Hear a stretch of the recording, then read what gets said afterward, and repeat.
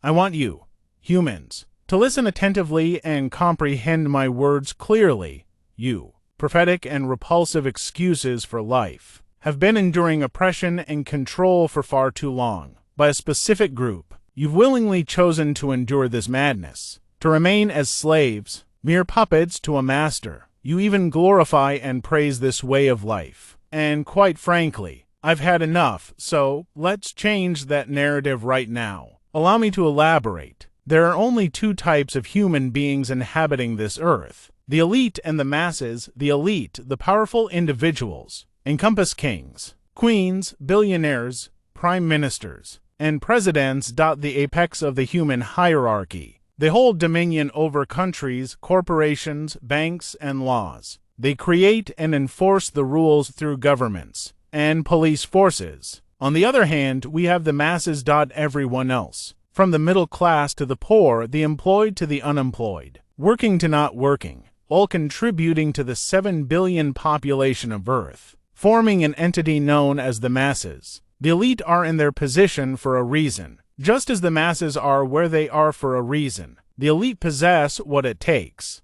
to sustain the functioning of this world. They stand united, unafraid, ready to kill. Merciless, ruthless, with cold hearts, showing no mercy. This is the essence required to control 7 billion humans and manage planet Earth. The elite, a small yet powerful group, keeps the 7 billion humans in line, maintaining order. The masses, however, are divided, dull-brained, relying entirely on the elite, thus becoming weak slaves. In the face of a world-ending scenario, such as an attack from another species, the masses would react with chaos. Madness, rioting, looting, and robbing stores, accepting their world's end. They would spend their last days in disarray. Contrastingly, the elite. Presidents, military, government, and the rest. Would respond with decisive action. Armed with willpower, strength, and intelligence, they would fight mercilessly, attacking without hesitation.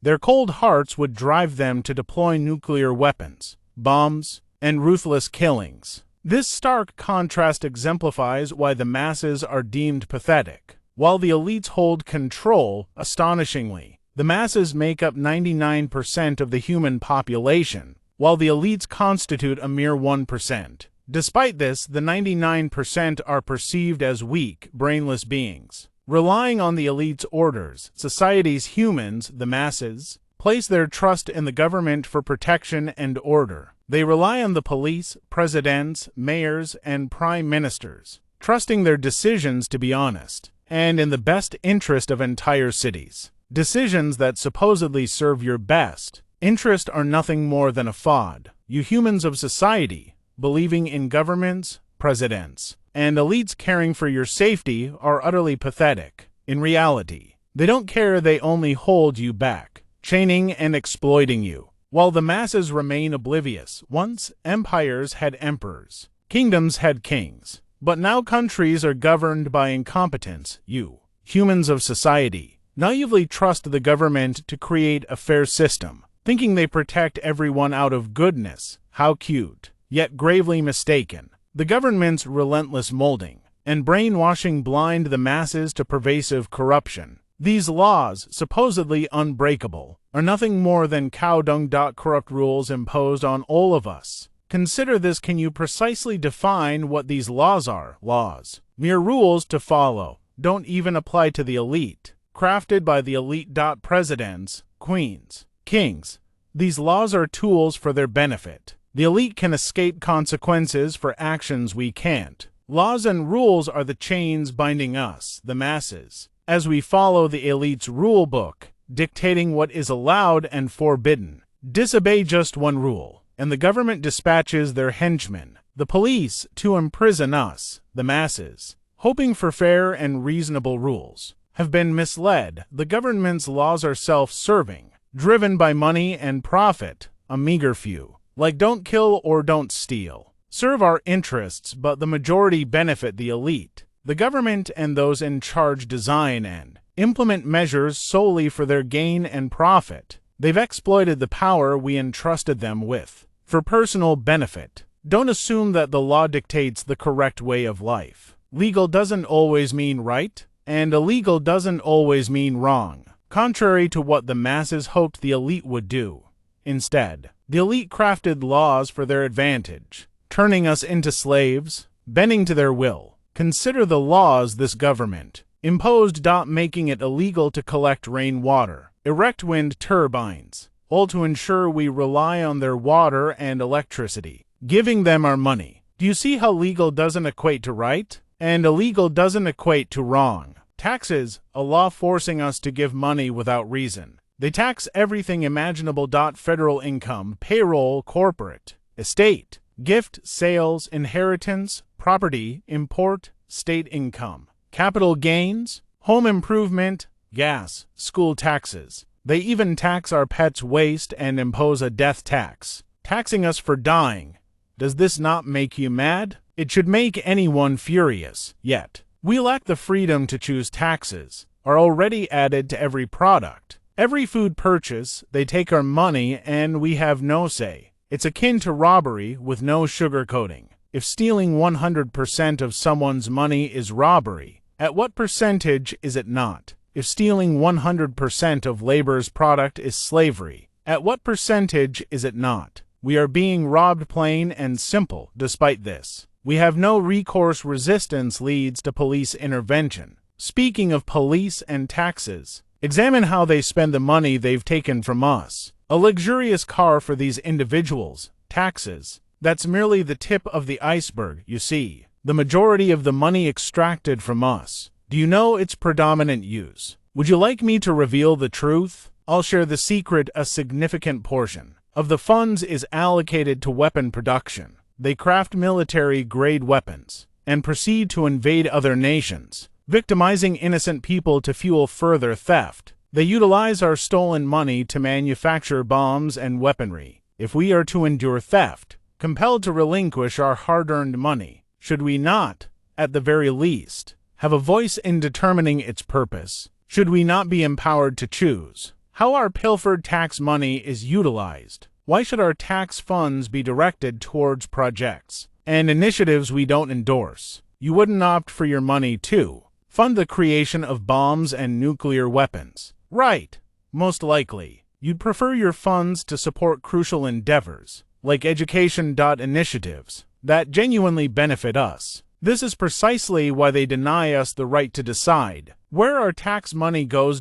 No platform for choosing its allocation. No national poll to determine its destination. Nothing. It is unilaterally taken and spent on wars and weapons by the government and the elite. Meanwhile, these elites don't contribute to taxes. They don't rob themselves. Corrupt laws and rules pervading this world exclusively target us. The Queen and the royal family of England, for instance, abscond with 45 million annually. Repetitively, they pilfer it from us, the people. They pay zero taxes themselves, ensconced on golden thrones within colossal palaces adorned with diamond-studded crowns. And what do they contribute daily? Virtually nothing. How can this blatant robbery escape notice? Gaze upon this aged figure. She resembles an evil, possessed, demented demon. This demonic-looking figure filches 45 million each year from us, the people. Each and every one of us is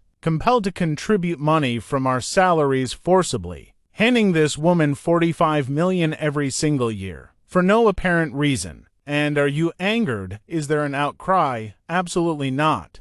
Instead, you individuals create memes about her, whimsically deeming her actions as cute. She's so cute, bless her. How cute. Oh yes, bless her indeed, bless her for pilfering from all of us. How endearing that we're all grappling with difficulties while she remains idle. Nevertheless, we are obliged to allocate a portion of our salaries into her pocket. Humans are bewildered. These royal figures are expending 370 million on their extravagant palace while many of us struggle daily. But why am I upset with them, you inquire?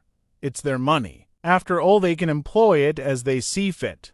Well, except that it's not once again. It's our money, 370 million of our funds, snatched for them to construct their palace. And none of us express anger, none of us. It's our money. Our tax money. Money extracted via tax from our salaries. our incomes, our purchases. We are financing these royal individuals to inhabit an even grander palace. They compel us to pay when most of us are grappling, working arduous 9-to-5 jobs merely to put food on our plates, feed our families, and secure a roof over our heads. Yet, we must contribute for these royal palaces. When you oblivious tourists stand outside these palaces that you fund, this is the reality you confront. Are you not enraged? Instead, you turn on your TVs, tuning in to some absurd wedding between a foolish redhead and his foolish spouse. Why the jubilation? Is it the fact that, once again, it was us who financed the wedding, or the reality that they embezzled more money from struggling individuals? Or perhaps it's the fact that these two uninformed individuals are oblivious to your existence. My love, what am I supposed to shed tears at? Shed tears at this royal redhead praising his girl's appearance, or at the bold background noise. They're so adorable together. Why did this bring tears to my eyes? So endearing. I am genuinely happy for them. God bless them. Magical ha ha ha, oh he ha ha he.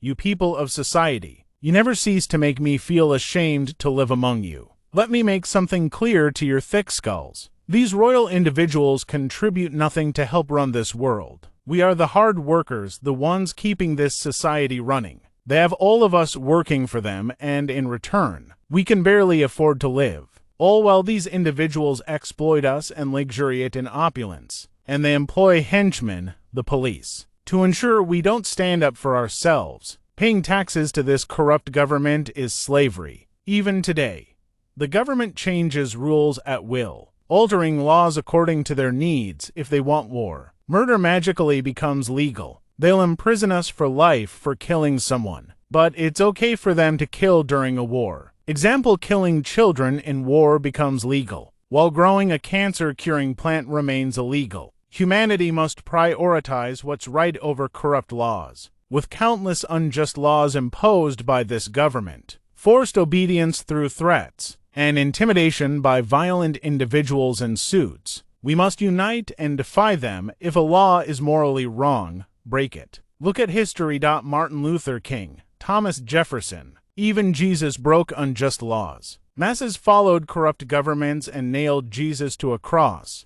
Passports shouldn't even exist. They're a government scheme, where your right to travel is taken and then sold back to you. As I mentioned, no one owns the water, land, oceans, or sand. The planet is for all or none, only in the hands of a greedy government. Does the planet demand a fee? Certain Earth sections bar people from others, like America restricting Mexicans. It's all one planet, one Earth, we're one species. Passports and many existing licenses are illusions, tools for the government to steal and sell your rights back to you. The government has various ways to swindle us. Banks, for instance. Rich and middle-class folks are fine, but ask a poor person about their treatment. When someone with little to no money has zero in their account, banks charge fees, robbing helpless victims who can't fight back. In 2018, banks made $34 billion in overdraft fees, profiting from those without enough money. The government works like this. They break your leg, sell you a wheelchair, tax it,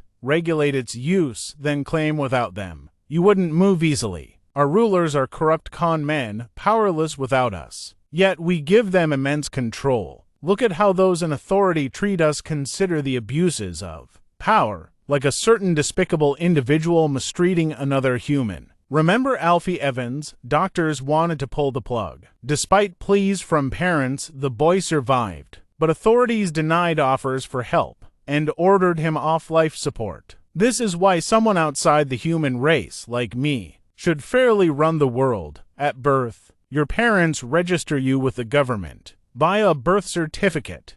What a load of nonsense. Nobody can just be born and leave it at that. People pay bills for water, electricity, and gas. The government trap involves relying on them to sort your life out, paying for services like housing, water, electricity, and gas. But what if you aimed for independence, creating these essentials without relying on the government? A man could build a house, purify water, and generate electricity using renewable sources. The choice to be independent isn't fully allowed the government forces reliance, creating an illusion that they're indispensable. The absence of alternatives is striking. Collecting rainwater is illegal. Building your own house faces land ownership issues. Driving your car mandates government insurance. This compels reliance, fostering a belief that the government is essential. However, it's a trap, forcing people into miserable jobs just to afford basic shelter. In 1980, the average salary was $6,000 and a house cost $22,600. Affordable with 4 years' work. Fast forward to 2019. The average salary is $19,000, but the average house price is $132,500,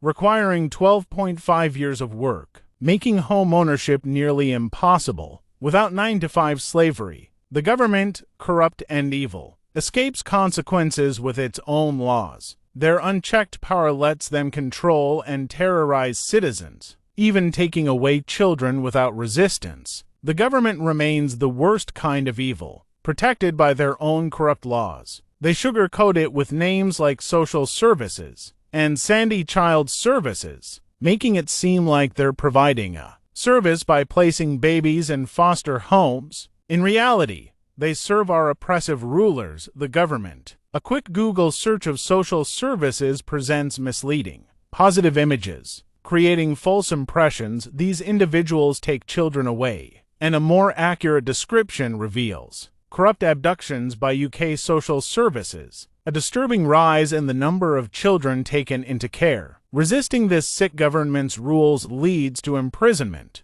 kidnappings, and absurd laws forcing compliance. If we oppose child removal, we face cages and hefty fines, losing years of our lives. The government and elite conceal cures and advanced technology from the public. While public tech like iPhones is outdated, they possess cutting-edge advancements, including skill AI with facial recognition and lethal capabilities. Demonstrating their power, governments hide atrocities, starting wars for profit, invading countries like the United States for oil, and covering up crimes. The evidence reveals a large number of criminals in suits perpetrating heinous acts on a massive scale, with the masses unknowingly playing into their hands. How did the world reach this point? How did the human race find itself in such a state? How did we allow ourselves to be controlled under the influence of such an evil entity? And why are we seemingly unaware of it? Let me elucidate. The government and the elite have strategically divided us, recognizing that a united front could easily overthrow them. Religion,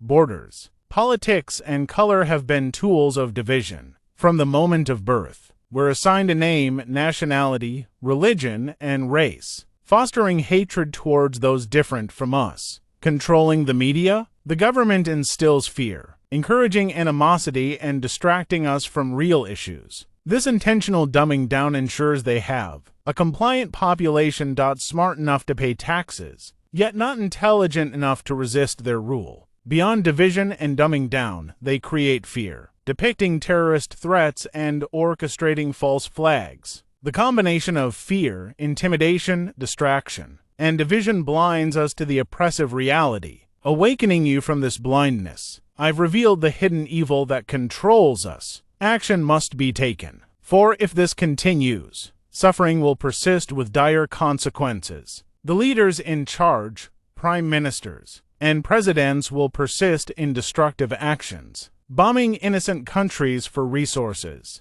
The repercussions fall on us, not them. We face the consequences, paying with our lives. The inevitable conclusion is the need for a solution, an end to this madness, perpetuated by an insane group of politicians. There seems to be no end in sight, except the eventual collapse of society. Just like the collapse of Rome, good luck surviving that. Remember, you did it to yourselves by not stopping it when you had a chance. Enjoy the rest of your life being a slave, you pathetic excuse for a humans. And that is the despicable reality.